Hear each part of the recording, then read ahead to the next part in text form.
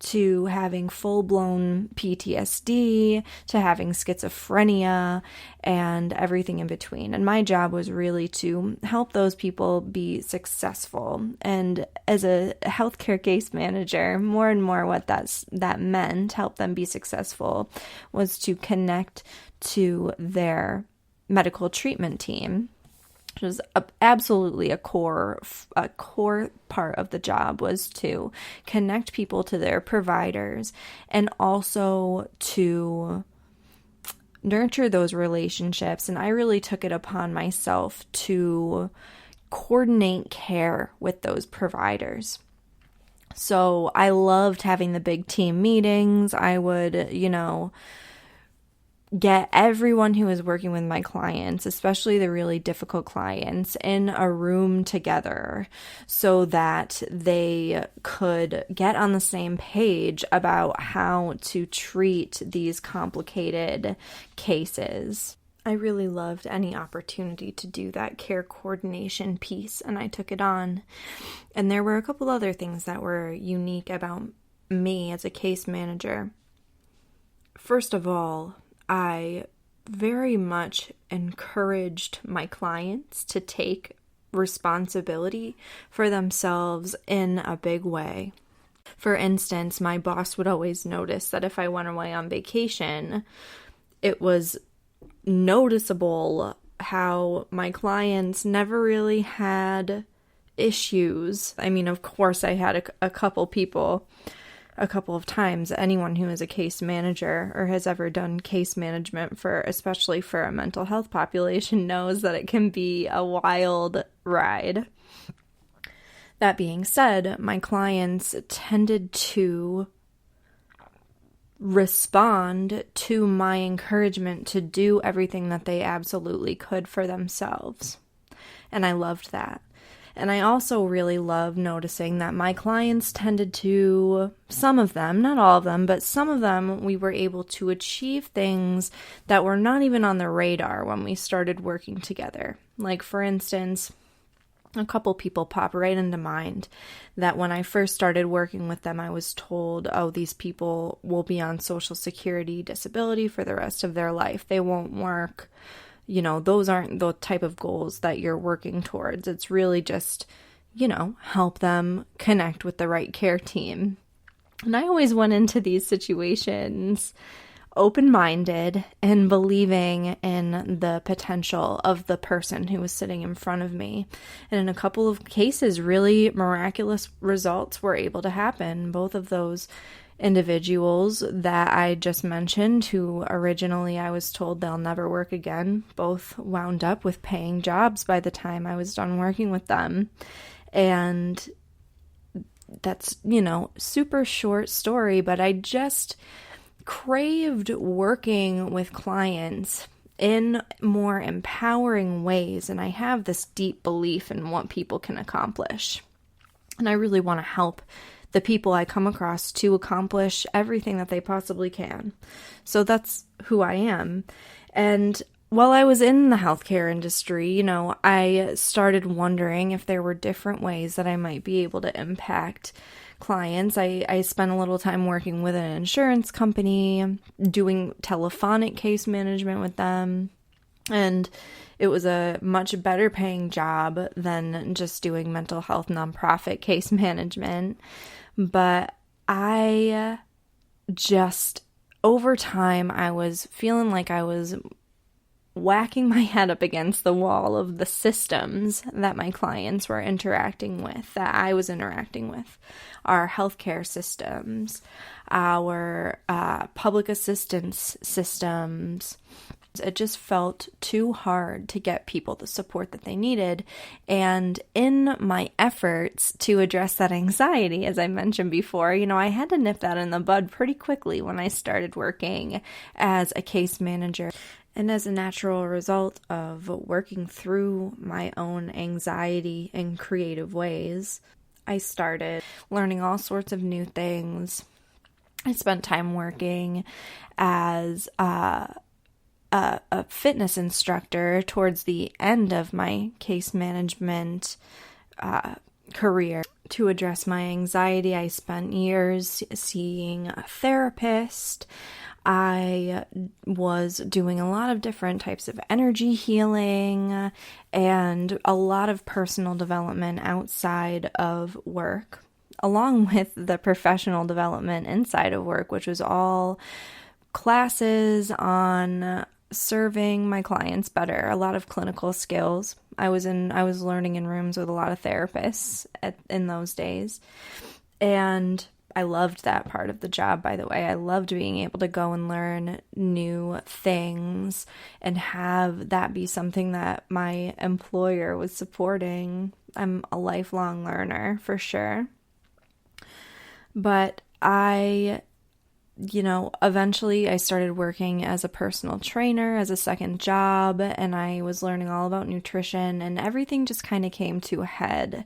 I really saw these ways that I wanted to be able to help my clients. I wanted to work with clients who were a little bit more resourced, which is funny because it's, changed. The ways that I view that have changed a little bit over time. But anyway, I sensed that there was more for me and more that I was meant to do, that I was feeling really stifled and unable to do inside of the healthcare industry. And I decided that I was going to leave the healthcare industry and start my own business as an entrepreneur.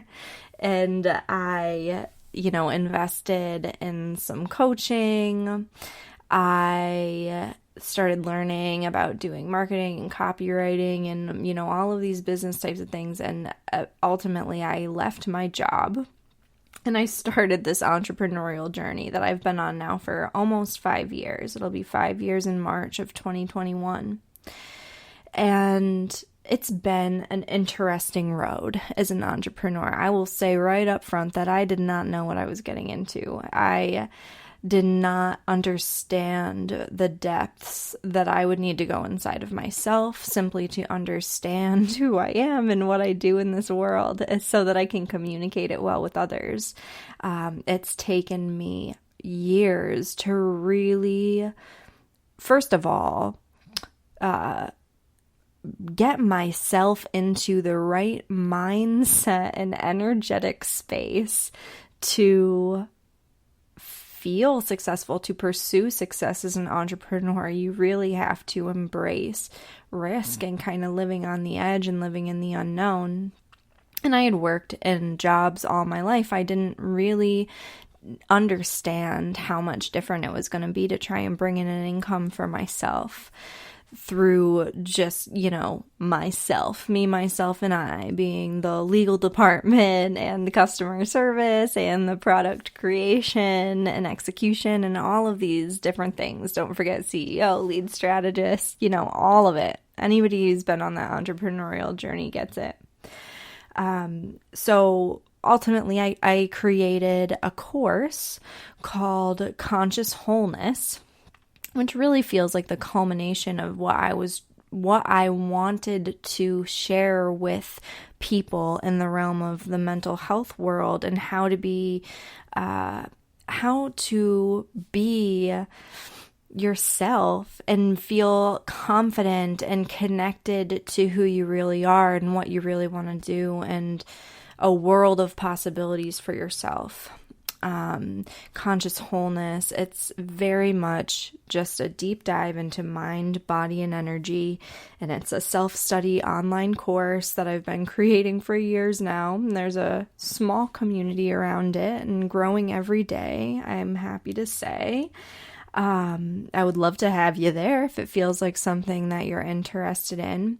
But what we're really talking about here is what came next, and my business S.L.I.C.E inspiration and consulting is that. You see, for the past 5 years, I've been building these two businesses, and for a long time I was confused because I didn't realize I had two separate things going on. I thought that S.L.I.C.E and Conscious Wholeness were the same, and they're not.